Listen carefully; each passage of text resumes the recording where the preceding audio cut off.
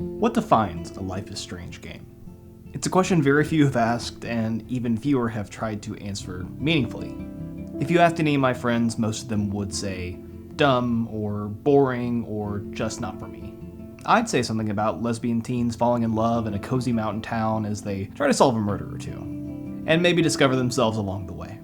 Let me explain. With the recent release of Life is Strange True Colors, much of the discourse has remained in existing circles. This series now has enough entries that fans can safely predict a lot of the recurring elements we can expect to see with each new release, akin to labeling itself under a specific subgenre like a Telltale game or a first-party PlayStation exclusive. You know what to expect. There's been some talk on whether that's warranted. Some say True Colors plays it too safe, while others argue that it doesn't have that same awkward charm as earlier entries. It's a lot more nuanced, straightforward. As does tend to happen with series with such strong iconography, the argument pops up of why call True Colors a Life is Strange game instead of just tweaking some details to make it a brand new experience.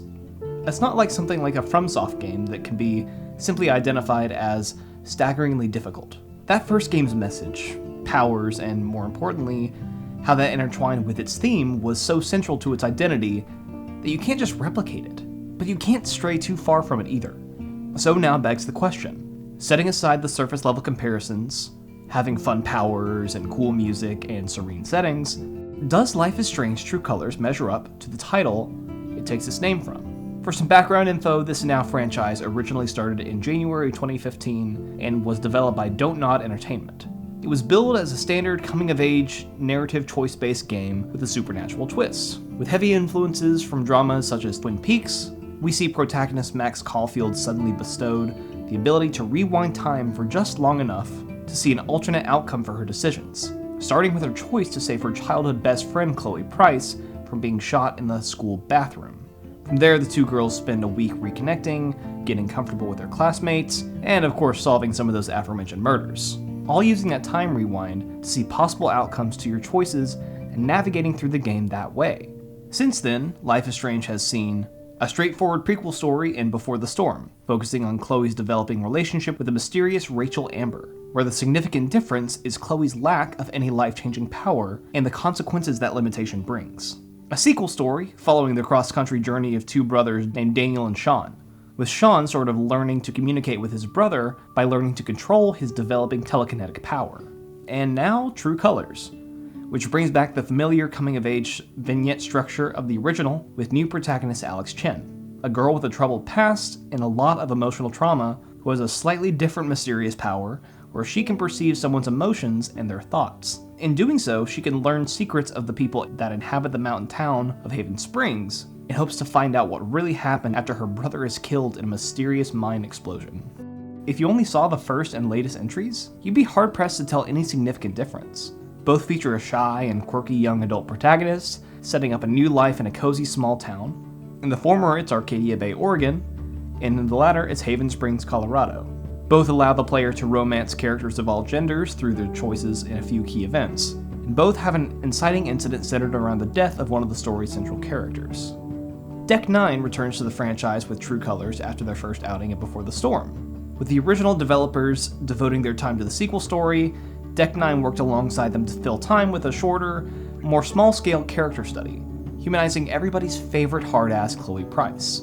And now with True Colors, Deck 9 has developed two of the franchise's four main entries, starting with a venture designed to mimic the tone and style of the first game more closely, while set in the same world, and following that with a thematically and visually similar tale that harkens back to our time in Arcadia Bay. Without getting too far deep into the rabbit hole that is the death of the author argument, it's safe to say that with the mixed to negative audience reaction Life is Strange 2 received due to a shift in style, tone, and so much else, Deck 9 has more so defined what makes up a Life is Strange game than Don't Nod themselves. I love this series. I really do. I've talked about it before and how it intertwined its gameplay and theme so well, but I didn't really talk about why I took to that theme. That relationship between myself and an intended experience with a piece of media has become sort of central to these unscripted videos over time, so I felt it deserved revisiting. These games are some of the most painfully cringy things in existence. Always make me think twice about putting them on the shelf with a label facing this way. but they wear their hearts on their sleeves. They're so earnest that I can't help but have a giant grin on my face with every hella and ready for the mosh pit shaka bra. They're unique regardless, and they deserve the recognition for the things they're at least trying to accomplish. And with all of that arguably very unnecessary context, let's figure out what makes a quote-unquote Life is Strange game work. Tell me this. Why do you remember something as innocuous as collecting bottles in a junkyard so distinctly? Why is it that you spend so much time getting invested in the inconsequential game of Dungeons & Dragons while on your way to the actual mission? What would take any other game less than 2 minutes to rush through in order to get to the rest of the game? In Life is Strange, that is the game. The impact of its narrative is contingent on the speed at which you go through its world, interacting with every inanimate object just to hear your own inner monologue, just in case it changes your decisions going forward. Life is Strange prides itself on allowing you the time to ponder everything.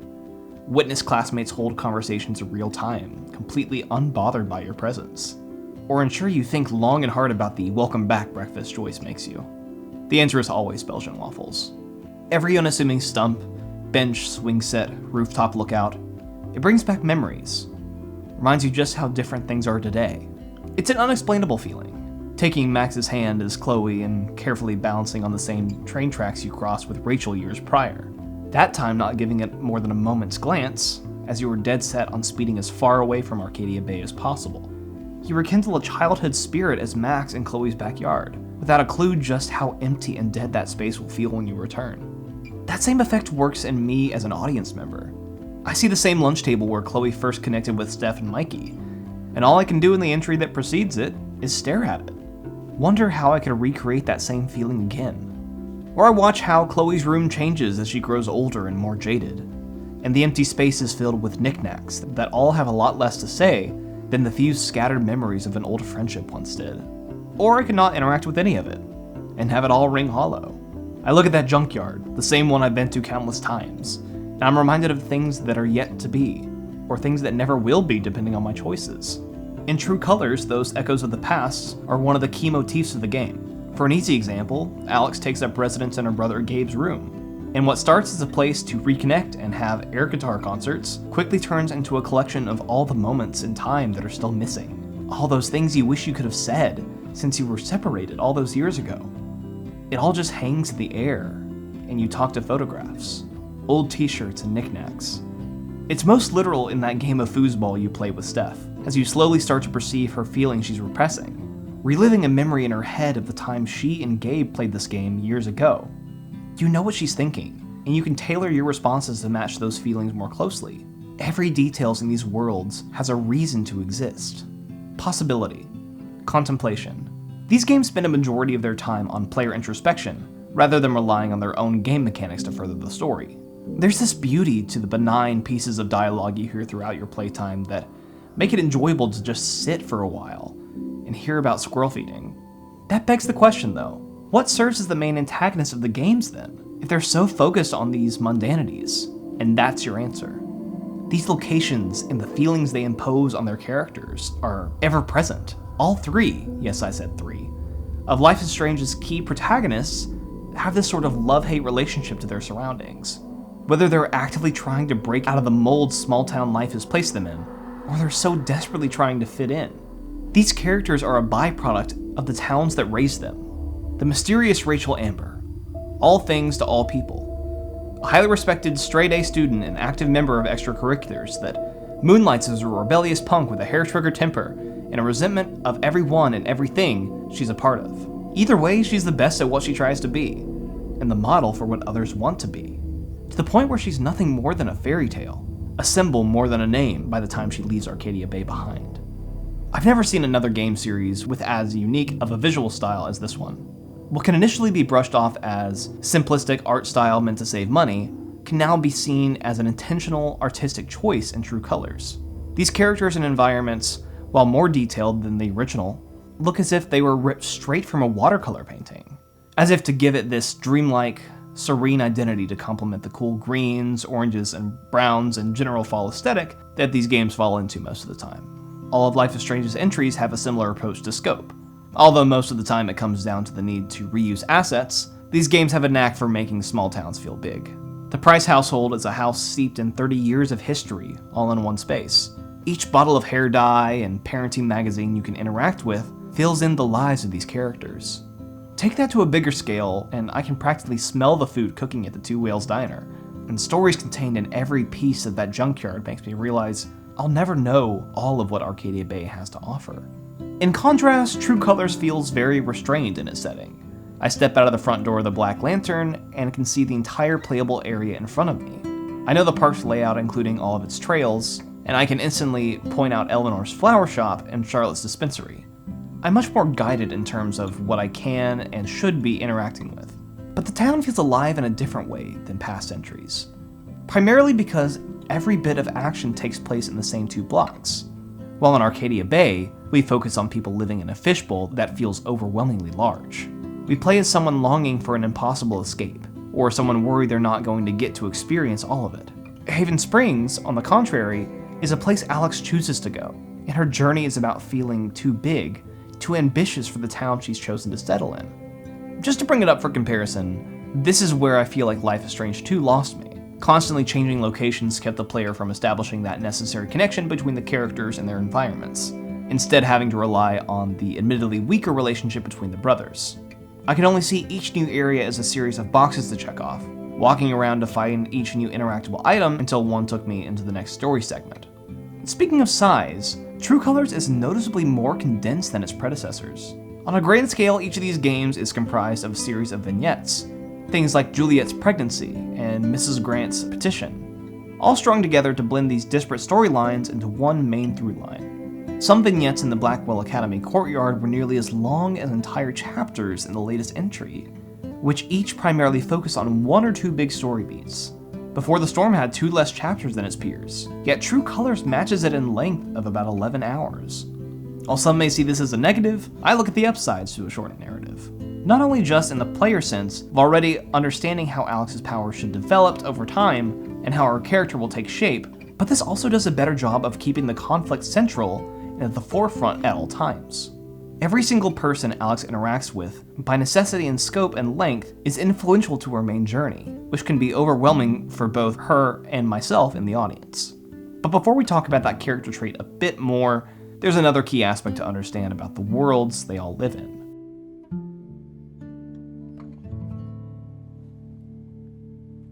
I'm gonna be honest. Sometimes I've gotten more excited about the soundtrack announcements than trailers for the actual games. I was insufferable the day the theme song for True Colors dropped. I have 3 of the 4 games' soundtracks downloaded and in regular rotation, and they're a core aspect of my personality at this point.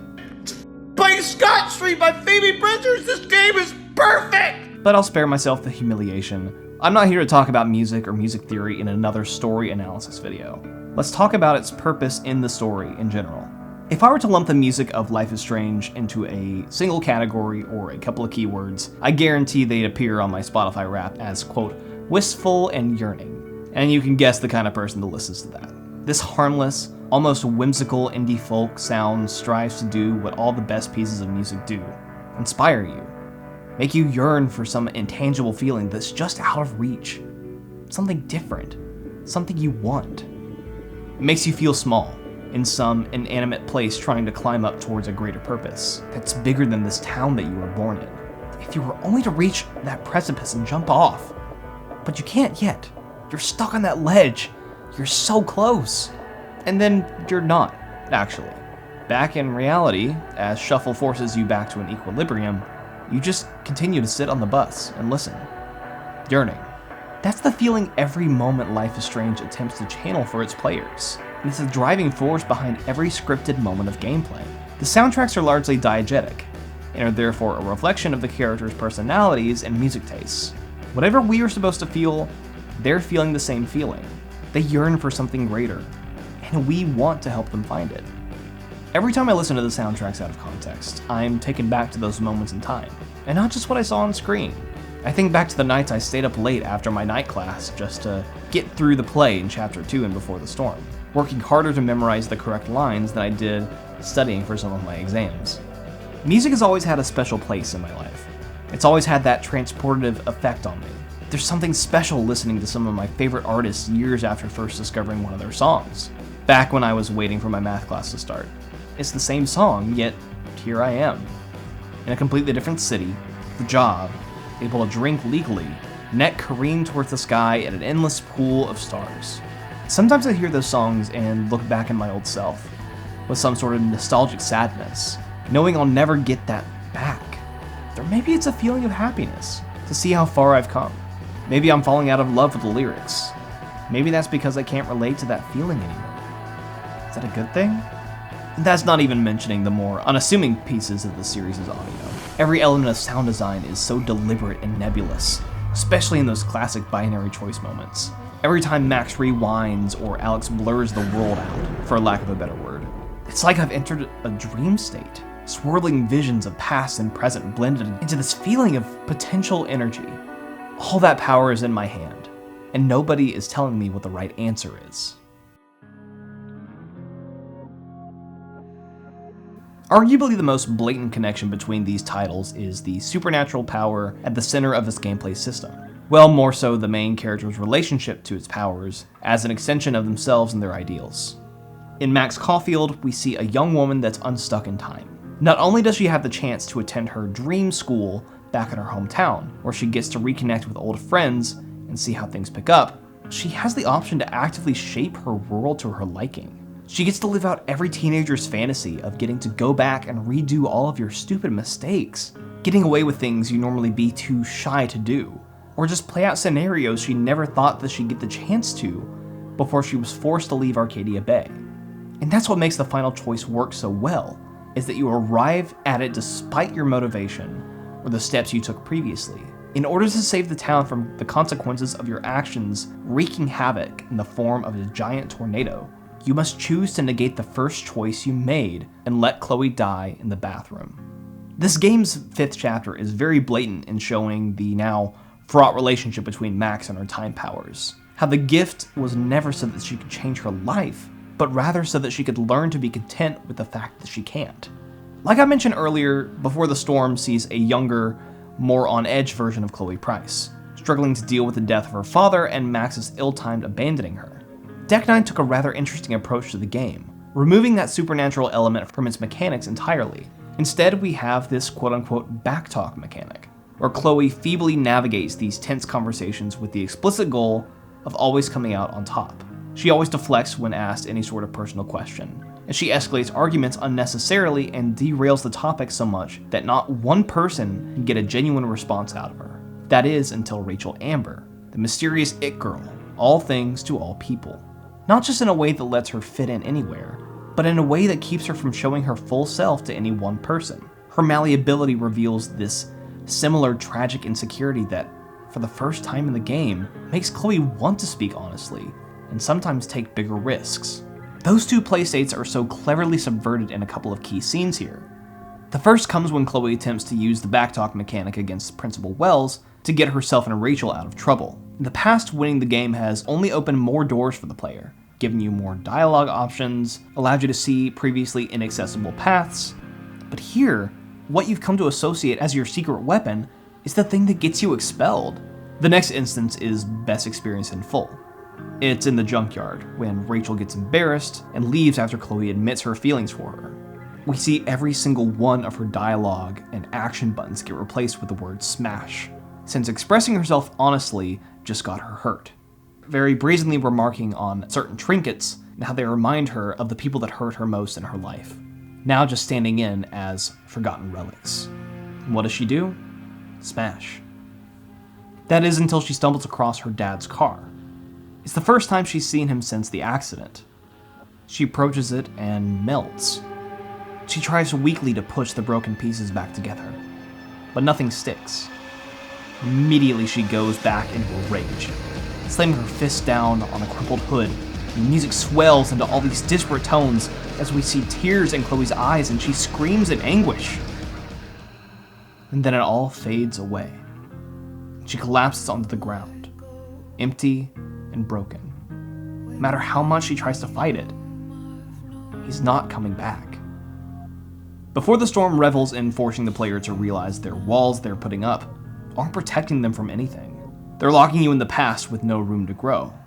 That's why the, at first seemingly out of place final choice to tell Rachel the truth about her dad's misdeeds fits so well. How does one person who knows more about loss than anyone shatter the image of her best friend's father forever? But choosing to tell the truth closes the loop and allows Chloe and Rachel to live autonomously for the rest of the time that they've been given. And that's where I believe Life is Strange 2 faltered. As we see Daniel and Sean's relationship, the central theme of connection and growing up could have been told completely independently of the telekinesis it hinged so much of its plot on. Rarely in the game did it see you exercise that power by talking through your little brother, or get frustrated when he and his powers act independently of what you want to do. You see, that's the major issue. In Life is Strange, it's not a power fantasy. It never was. While your power is not some curse to bear or some monkey's paw scenario, it clearly contributes to that classic want versus need conflict, one that oftentimes isn't defined until the last 10% of the game. Your powers are only a means to an end, a plot contrivance A to get you to the emotional catharsis point B. At this point, I know I'm going to end a Life is Strange game in a different place than what I'm expecting in terms of my character's journey. I just don't know what the alternative is yet. And so finally, that brings us to the main question: does True Colors work?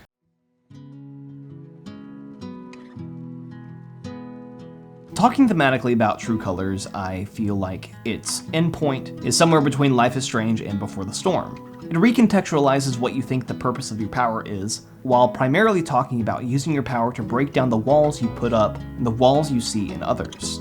Playing as a literal empath, the stakes in the impact of Alex's power are a lot more implicit. You have to interpret a lot of what the impact of any one decision is, because instead of you seeing a new status quo as, oh, I saved Chloe's dad from being killed in a car crash. Now I hang out with a whole new friend group and Chloe wants me to perform assisted suicide. It's more like, oh, Alex has learned to forgive herself for things outside of her control. Well, let me talk about those character beats because they're honestly so special. You see, Alex Chen lived most of her life in a foster home. After her mother's slow death and later her father abandoning her, she was always cast aside.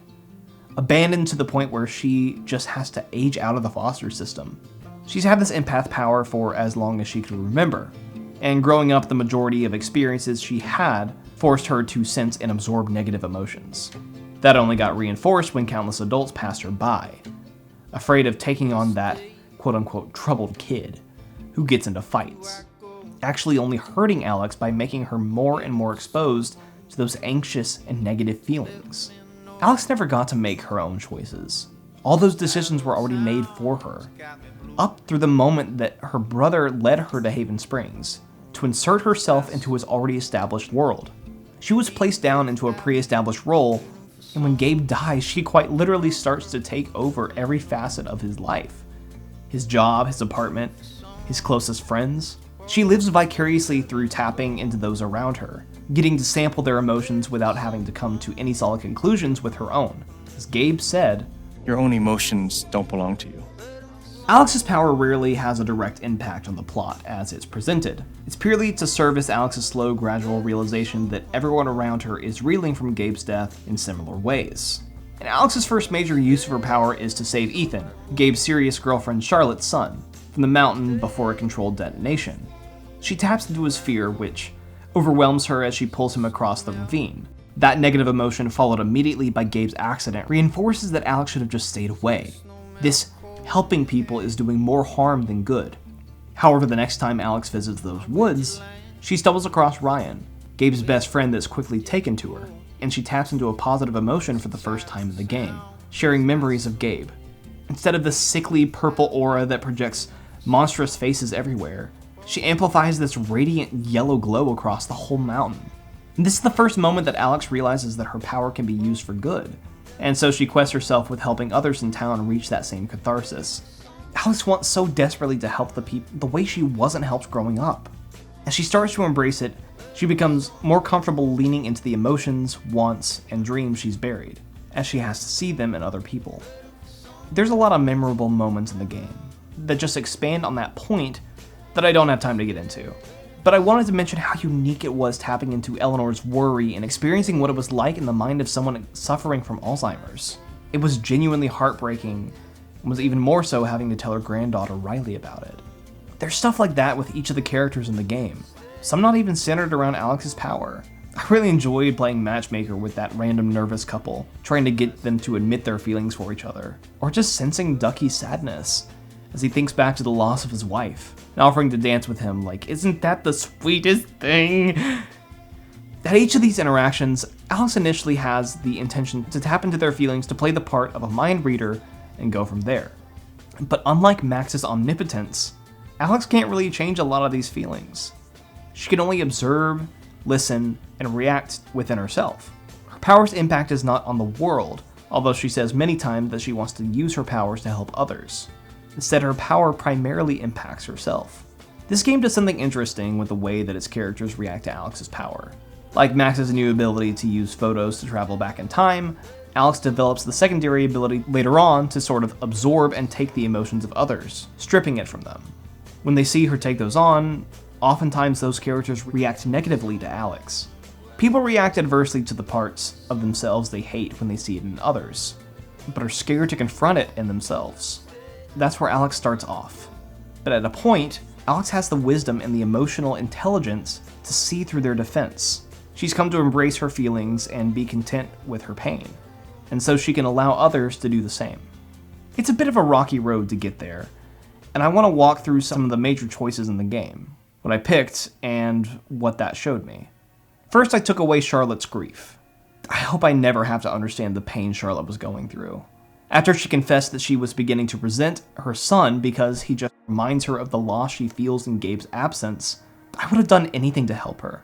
I was reassured of my choice once the room we were in quickly dissolved from that oppressive blood-red nightmare back to reality, and Charlotte was finally quiet. However, later, once I see her on the dock, she admits that since I took those negative feelings away, she hasn't just resorted to feeling happy, she instead hasn't been able to feel anything. Just this cold, black, empty shell. She says like her legs have fallen asleep, but she knows it's still there.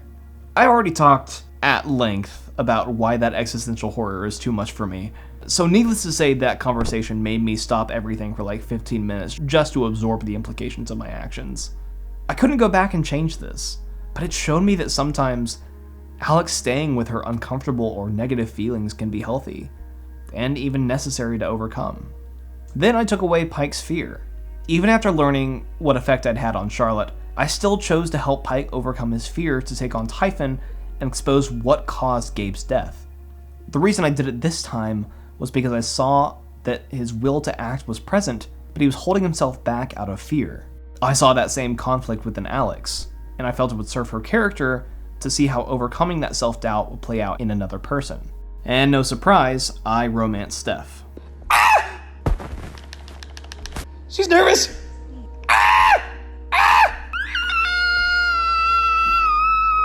Ignoring the fact that I just shipped these two, this is obviously the route to go.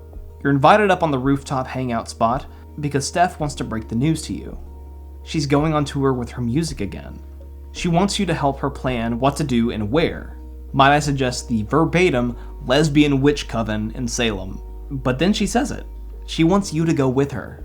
She explains that she's seen you take so much time to make sure others get what they need that you haven't taken a second to think about what you need. In fact, if that's the direction you're leaning, this point almost seems to villainize Ryan. Going back and watching their kiss scene on the roof, you get this sort of off feeling. Ryan talks first and foremost about how special this roof garden was to him, and how he hopes you'll appreciate it in the exact same way. He then plays this game where he sort of walks you through a day in your life in the future here in Haven, spelling out each and everything with some minor input from you. Look at Alex's face when he mentions just the thought of playing at the festival next year. She's so anxious. Meanwhile with Steph, she presents herself as someone with her own dreams that were going to happen whether I was there or not, but she wanted me there. She showed me that leaving town didn't necessarily mean leaving the people I love behind, and that in order for me to be happy, I had to start making my own decisions. And that all culminated in me deciding to leave Haven Springs. This was surprisingly the easiest choice for me in the game. And it's not because I didn't like my time in Haven. I think me gushing about its residents for this long proves that. I likely would have chosen to stay in Haven had it not been for that final monologue.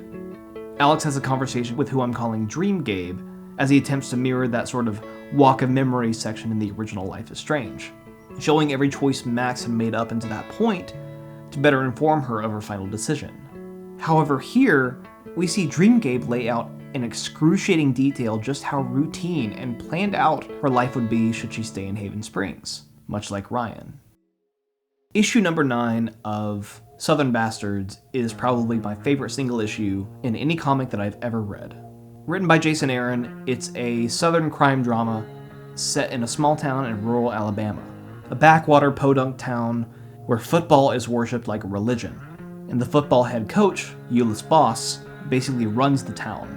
Part satire, part gripping drama, the blood red painting each page sets a fiery backdrop for this town that every character seems to have this intense love-hate relationship with. It's the most objective and authentic look at living a small town life that I've seen in any medium. Issue 9 is titled The One That Never Got Away. It's the first in a series of vignettes featuring some of the smaller characters in town, all reacting to a major plot point at the end of the last issue. It picks up with the sheriff in town investigating an apparent suicide of the high school football team's assistant coach, Coach Big. His inner monologue opens the issue, talking about the little inconsequential moments in life that define who you are, the ones you never know in the moment that are going to be that important.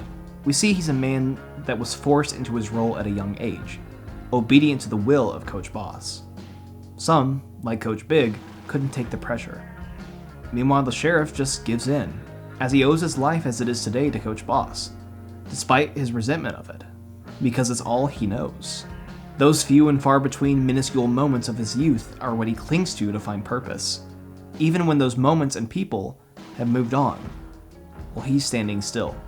That's what waits for Alex should she fall into place as replacing Gabe's role in town. She's made the same friends, she's making the same impact, but none of that was necessarily earned on her part. Eventually, all of that will fade away, and she'll realize that nothing that's keeping her in Haven is something that she's truly committed to. And that's the point here. Alex never chose to come to Haven Springs. She never chose to get wrapped up in everyone's personal problems. But in doing so, she got the courage to make the decision to leave. Alex leaving Haven is the first real choice she can make on her own, for her own life. She owes it to all of Haven's residents that have helped her along the way, but like all of Life is Strange's power subversion tactics, Alex's power was never just for her to help other people. It was a tool to help herself feel healthy emotions again after all the tragedy in her life. The Alex in episode 1 would have never made those same decisions. That perception of those around you can help build so many bridges in your life. Honestly, when you're working on self-growth, your troubles and your self-doubt can be hard to conquer. Every pointed question or outside suggestion can make you assume your own negative feelings toward yourself are the same in other people, when in reality they just want to support you. Those negative feelings can control you, can push you away from people while you sit idly by in discontent, happy to call it a different name. Alex learns to make her own decisions, not dictated by either external forces or her own internal hesitations. Like its predecessors, Life is Strange True Colors was never about having the omnipotent ability to manipulate emotions. It was about using that power as a tool for self-growth. By the end of the story, like Max and Chloe before her, aside from a few changes, the one most impacted by each game's power is our player character. Ultimately, this franchise is about belonging, a sense of self, and getting to that point. We just have some hella cool tools to get us there. As much time as I've spent trying to analyze this franchise on a metatextual level, I believe there's no other pieces of media that can do exactly what Life is Strange does. It's a franchise you either love or you hate. One where you either ignore all the problematic druggings and handicap fun thefts and the wasted potential of the actual plot mysteries, or use that as your infinite cannon fodder. Say, this game sucks. Either way, despite its very passionate player base, it's not a franchise you hear being brought up a lot as a comparison to other games. That's reserved more for the likes of the Batman Arkham-style combat or XCOM-style strategy, and if I hear one more game compared to Dark Souls at this point, I'm going to lose it. It's 2022, move on. Elden Ring is not even being compared to Dark Souls as much as some of these games. These games attract a certain crowd because of their offbeat presentation and more laid-back approach to narrative, while subtly leading you down a path to have all your expectations subverted. Even though I was looking for the way in True Colors Alex's power would become a bad thing, the twist is that it's the first time one of our protagonists actually needed to embrace her power in order to overcome her central flaw. I've talked about this series in depth twice now, and I've mentioned it multiple other times. That's not because I'm running out of ideas. This channel was never about cranking out weekly videos with a similar format. No, I see each new video as building off the last. Just like how True Colors feels like a beautiful ending to a journey of the games thus far. From seeing your powers serve your personal journey, to using your powers to help those around you, it tells a story of real growth. And in Deck 9's hands, I can't wait to see where the story goes next.